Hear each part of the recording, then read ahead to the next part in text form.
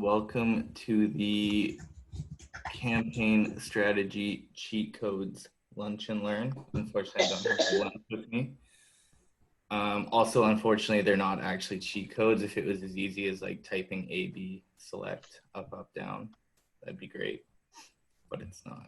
This is what we're going to talk about today. We're going to talk about creating calendars from scratch, scheduling strategies for specific emails, sales, etc., a self-audit checklist that account managers can do when they're in the red.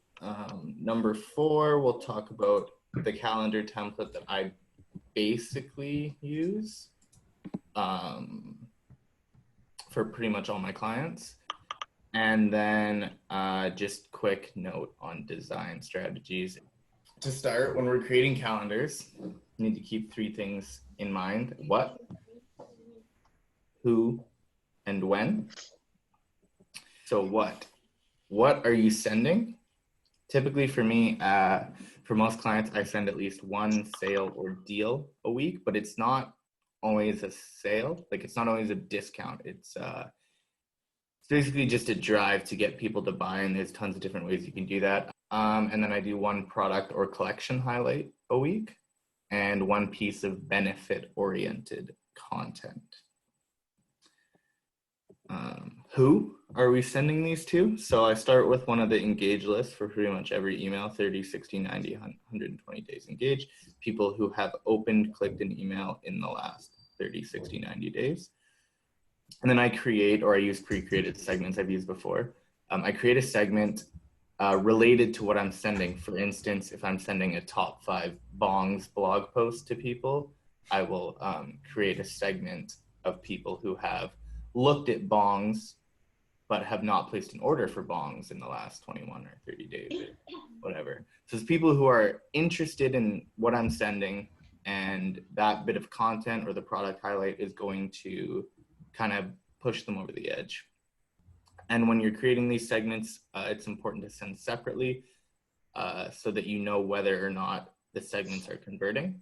And then when are we sending what emails? So big promos, your biggest sale of the month, ideally comes at the start of the month. That's when people have the most money. People are getting paid on the 1st. People are ready to spend. And then you gradually work around that. This kind of gets thrown out the window a lot of months because we have big bank holidays. Black Friday is not at the beginning of a month, but we send the biggest sale of the month on Black Friday, for example. Anyways, regarding when to send, again, testing send times throughout the day is really important too. Something like a super last chance, which we'll explain a little bit more later, should go out as late as you can get away with while still making sales. So I often send that one around 9 p.m. And then within a week, so for speaking on a week-by-week basis, what a good strategy is to make the product or collection highlight consistent with the content that you're sending. And then bonus is try to build a routine with clients. So people like to have things to look forward to. Don't have any data to support that, but everyone says it. I like to have things to look forward to. I will show examples that back me up, but giving it a name is important. And another thing you can do is test the from name. So instead of being like from whatever business, it could be like from the Wednesday weekly detailing tip. Here are some examples of campaign topics that you can use for the content or for the product highlights, or even for the deals if you get creative enough. For account managers, when creating schedules, this is a good thing to have up for whenever you're trying to come up with how can I create in-email content, because it is important to note that not all of our clients have on-page content on their website, and we have to create it within the emails. And this is a good way of doing that. So scheduling sales, flood the inboxes, flood them. And then Nichelle wanted to note, please flood responsibly, which don't worry, we will talk about. We're not just spamming people with emails. So this is how I schedule sales. For a big sale, I do 3 days. I send an announcement and a resend on the first day. I send a reminder and a reminder resend on the second day. I send a last chance and a super last chance on the third day. And then small sales, I just do the announcement, the resend, the last chance. So super last chance, a 1-day flash sale, an announcement, and a resend or a last chance. Now, I'm going to quickly explain what these mean. So an announcement is just the first sales email. It's just like today is Halloween. So I'd be like, this is our Halloween sale. This is the info you need. This is why you should buy. Obviously more eloquent, but that's what we have writers for. And the resend, I send that. So I send the announcement in the morning, and then the resend, I send that night. It's the exact same email, different subject line, or the best testing subject line sent to, so the first email I would send to the biggest list, 60 or 90 days engaged. And then the resend, I would just send to the engaged 30 days and exclude anyone that opened the first email. So they're not getting the same content twice. On day 2, I send out the reminder in the morning. The reminder only goes to people who have not purchased from the sale yet. And you can create segments for all this. I typically send that to 30 days excluding bot, but if it's a bigger sale, I might do 60. And then a reminder resend is the same idea as the resend. You're sending the exact same as the reminder, different subject lines, excluding anyone who opened the reminder or has bought the entire time. Last chance and super last chance, again, excluding anyone who's bought from the sale, but this is where you start to amp up urgency. You say, this is the last day to get it. Place your order now, forever hold your peace. Super last chance is probably the most important and maybe the most underused. It's sent to anyone who has opened any of these emails but has not purchased. And you send it at the last minute and you just say like, I would probably say, so I wrote down the stats for that one. So the announcement of that weekend did $1,000, and the super last chance, where it was just no design, just me being, hey, we're almost out, warehouse is almost empty, it got a 47.6% open rate and sold $1,800.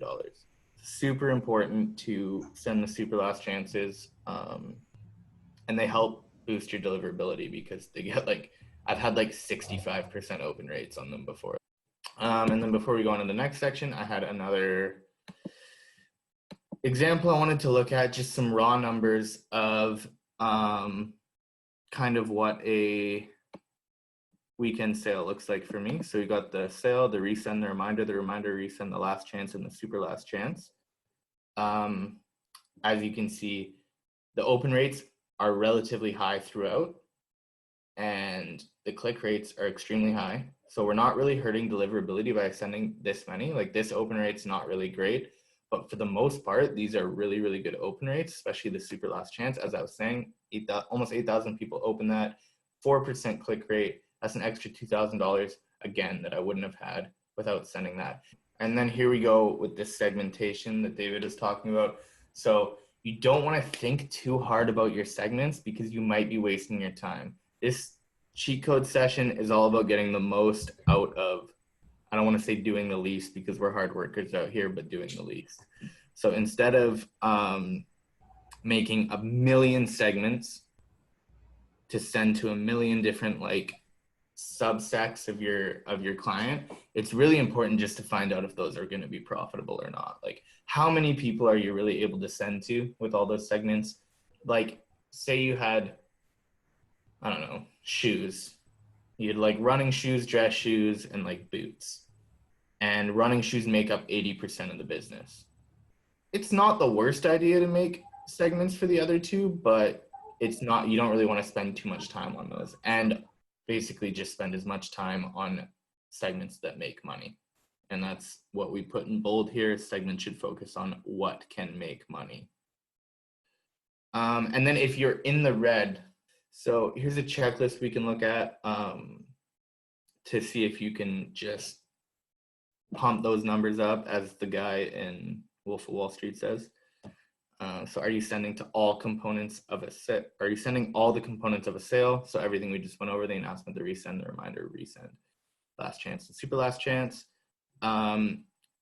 Is each component like written the right way? So a reminder, like I said, should not be the same as an announcement. A last chance needs to start stepping up the urgency. A super last chance should almost be blunt, like, buy now. Like, just do it. Do you have a weekly schedule that creates excitement? So are you building content into your product highlights, or are you just throwing products at people and telling them to buy it? Are you adding the related segments with the engage list and testing them to see if they're profitable? So are you spending too much time trying to create special segments, or are you not using these segments enough? Are you writing to the right audience with the right tone? Some people don't want to be sold things. Some audiences don't want to be talked to like their customers. It's just really important to know your audience. Is content more focused on helping people or sales? Hint, hint, it should be on helping people. The reason why you want to help people, for anyone who doesn't know, is that when you help people, not only does it give you like goodwill as a brand, people also want to buy stuff from people that help them. This is a template I use for my calendars. Roughly, it differs client to client depending on their requests, needs, and so on. But on Tuesdays, send out the routine, whatever of the week. On Thursdays, campaign, product highlight, collection highlight, etc. This should actually be also a 3-day sale, but usually a 3-day sale in the first week.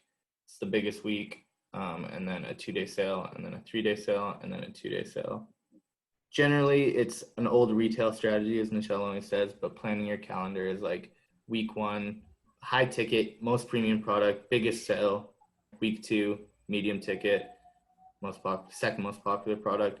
Week 3, hit them with the discount, deal, bundle, smaller sale. And then week 4, hit them with the tripwire. That's the small one. Buy one, get one free decals. Who doesn't love a decal? And here are some campaign types for ideas. I think this is really, really helpful for account managers and for writers when you're kind of stuck on what to do.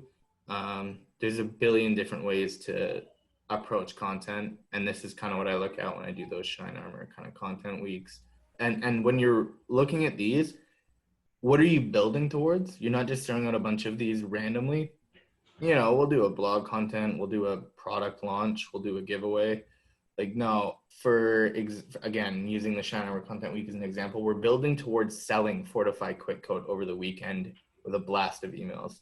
So we start with the detailing tip. Car washes hurt your car. This is what you should do instead. And then we go with the science. This is all backed by science. Excellent. And then we get a video review for the social proof. And then we start selling. And then managing design. Keeping it realistic is really important with design, because like our designers do really, really, really, really, really good work, but we don't want to overwork them if it's not going to make a huge difference. So I don't need, Juan to make a big full layout for the super last chance. Sometimes I just go text only, and we've tested that before, and text only is often done better. Yeah, this is the most important point, is ask yourself, is all of the important information being communicated effectively in the design, in the copy, in the subject lines? Do people know what they need to know when they come away from this email, or are they confused? So just don't try to do everything at once, and make sure that the copy and the design are consistent and giving off the same message. And that's the end.